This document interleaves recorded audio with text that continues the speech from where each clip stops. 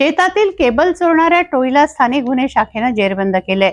3 इसम पोत्यामध्ये तांब्याची तार भरून विक्री करण्याकरता कासतपुरा अचलपूर परिसरात फिरत असल्याची गोपनीय माहिती पोलिसांना मिळाली. त्यावरून कारवाई करून त्याच्या पोत्याची पाहणी केली असता इसमाची कसून चौकशी केली तेव्हा त्यांनी गुन्हा केल्याचं निष्पन्न झालं.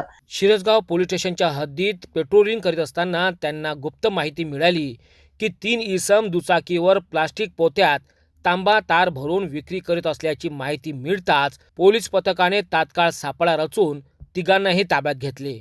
पोलीस पथकाने प्लास्टिक पोत्याची पाहणी केली असता प्लास्टिक पोत्यात केबल जाळून काढलेला अर्धवट जळलेला तांबा, तार तसेच एक पेचीस व नट खोलण्याचे 2 पाने दिसून आले.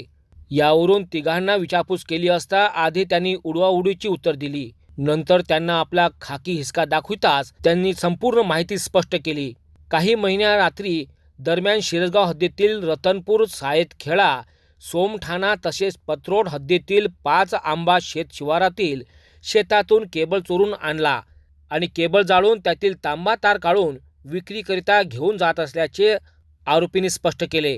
ग्रामीण गुन्हे शाखेच्या पथकाने तिघांनाही ताब्यात घेतले. चांदूर बाजार तळणीपूर्णा येथे राहणारा 36 वर्षीय आरोपी अविनाश सदाशिव इंगळे, अचलपूर तालुक्यातील वासनी बुजुर्ग राहणारा 27 वर्षीय आरोपी विजय किसनराव नान्ने, तर वासनी बुजुर्ग येथे राहणारा 23 वर्षीय आरोपी आकाश नारायण नान्ने असे ताब्यात घेतलेल्या आरोपीचे नाव आहेत. तिन्ही आरोपी विरुद्ध शिरसगाव पोलीस स्टेशन येथे कलम 303(2) अंतर्गत गुन्हे दाखल करण्यात आले आहेत.